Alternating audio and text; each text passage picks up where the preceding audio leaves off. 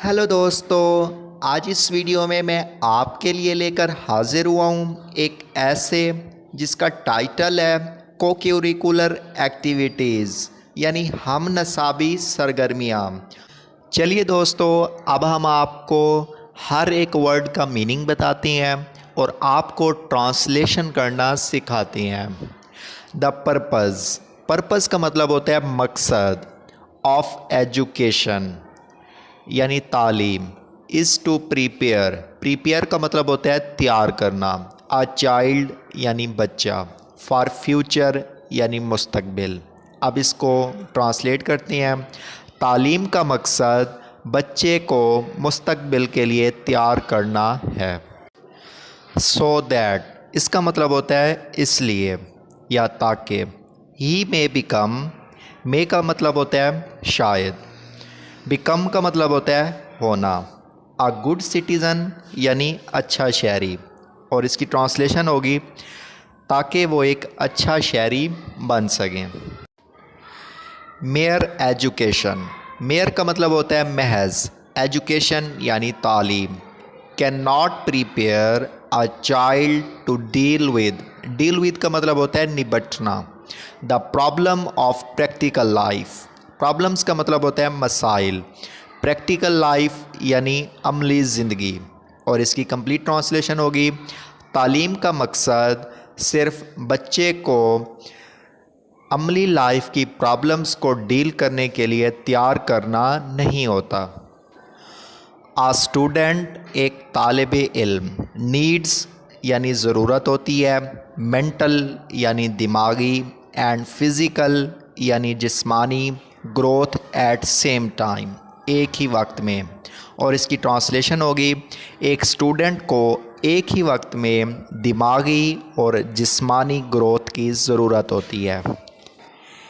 We can not separate का मतलब होता है अलहदा करना।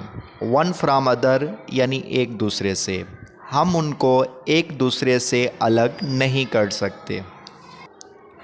देयरफॉर ताहम, बिसाइड के साथ, गिविंग एजुकेशन यानी तालीम देना। आ स्कूल शुड अर्ज का मतलब होता है तहरीक देना।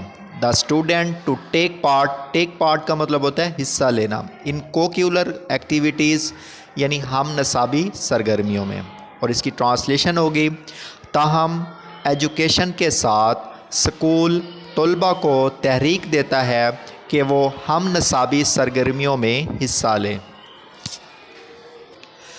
दिस विल हेल्प देम का मतलब होता है मदद करना।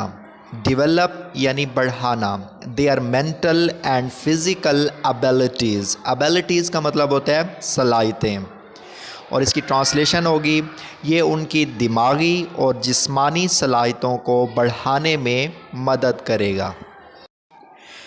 गेम्स स्पोर्ट्स यानी खेल, कल्चरल परफॉर्मेंस यानी सकाफ़ती कारकर्दगी, डिबेट्स यानी बहस व मुबाहिसे, ड्रामाज, ऐसे writing competitions are some of these activities.